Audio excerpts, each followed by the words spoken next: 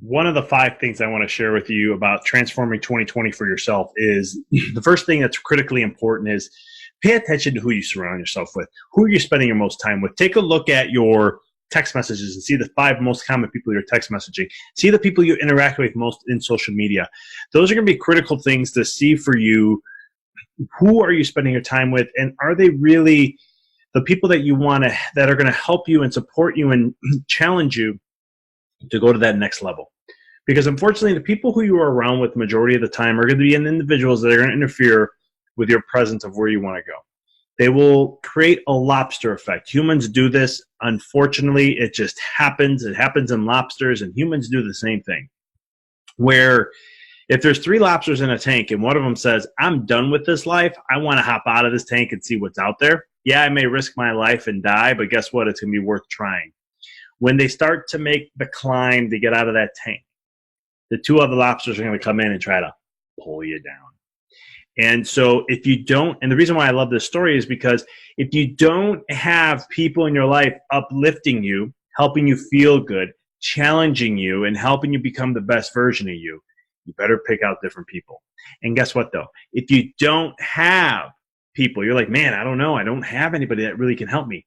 Find mentors. Find people. When I was starting my journey, my self-development, my personal development journey, my spiritual journey, and all the things that I did, I didn't have the people. I didn't even know where to look. I was like, I don't like this life. I don't like where I'm at. I don't feel like I'm supported. I need to make a choice. And so what did I do? I got books. I started following authors who I loved their story. I love what they shared, and I just followed them, and I read all their books, and I would study them, any videos on them, any podcasts, if there was any at the time. I would study them any way I could, do their programs and so forth, so I can have them as a mentor, as a guiding force for me. And that's what I did. And that's why some people go, Doc, how do you know this person or that person? How do you know all their work? Well, because I was so hungry, and I still am, to where I wanted to know and break out. The desire to become who I wanted to become was greater than being comfortable where I was. And I was willing to risk everything to get out of that state of comfort to achieve the life and continue to achieve the life of what I want to create rather than live a comfortable life. And so that's where I chose mentors and individuals and people to help guide me. I've had mentors in my life since I was 23 years old, individuals who I know. But my journey started at 19, 20. So at 19, 20 years old, I was using books. I was finding out who was individuals I can read and learn about. I'll never forget the first book I was recommended that really transformed my life. I was in human resource class, and the teacher told us that we had to read this book. And I was like, come on, this has nothing to do with human resources and business. But he's like, I don't care. You guys have to read this book, and I want to hear what you take from it, what you extrapolate the information. And what was transformational for me it was The Man's Search for Meaning by Viktor Frankl.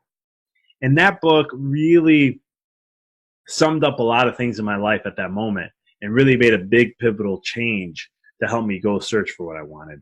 Because I learned that the why will overcome any how. I learned that as long as I had a why and I trust the process, that I would overcome any how that would show up. And I just had to follow my heart and really know within what it is I really wanted and what I wanted to create for myself and my family. And so in that process, that book was a pivotal change. And then from there, people like Deepak Chopra and Wayne Dyer, John DeMartini, Seth Godin, and all these other individuals that are out there, all these spiritual books I've read, Neil Donald Walsh, read a lot of his work. And some of these guys in the pivotal moment of my life when I was just starting to make these changes.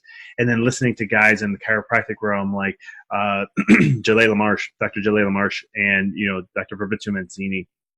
And these pioneers like Dr. James Chestnut, who really got me on the research side, Dr. Daniel Murphy, Dr. Michael Hall, these guys really put me in perspective, studying them and learning from them to really help me become a better person as an individual, as a chiropractor, as a practitioner, a clinical doctor, and so much more, to be as best as I possibly can. And what I appreciate about some of these individuals, they always challenge me to become better.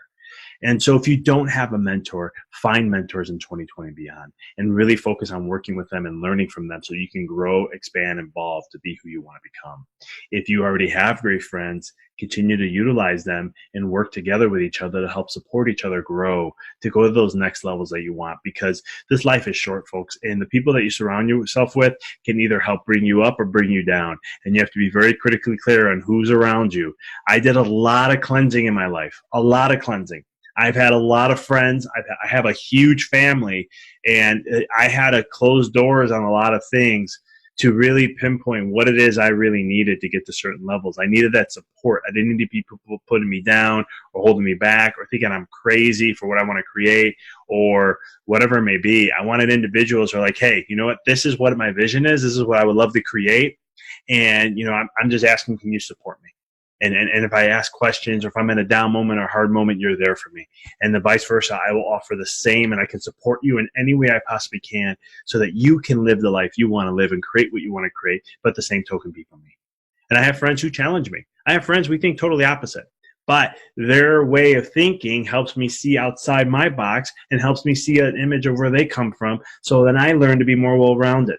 So find individuals who you can support one another and thrive. And I promise you, your success, if you do that, your success will come a lot faster than you can ever imagine. It's one of the hacks that I highly recommend. It's one of the mindset catalyst stuff that I recommend drastically in my coaching programs and so forth to really help an individual thrive. So to let that be lesson number 1 out of the 5 tips. Well, not lesson, a tip that I'm going to share as we launch the new year, as I launch 30 tips that you can do in the next month as I go ahead through all this. So I want to appreciate you. I want to wish you a happy new year. Thank you for tuning in. Please, subscribe, check out everything that I'm up to. And if this resonates with you, awesome. Any questions you have, let me know. I appreciate you. I'll see you next time.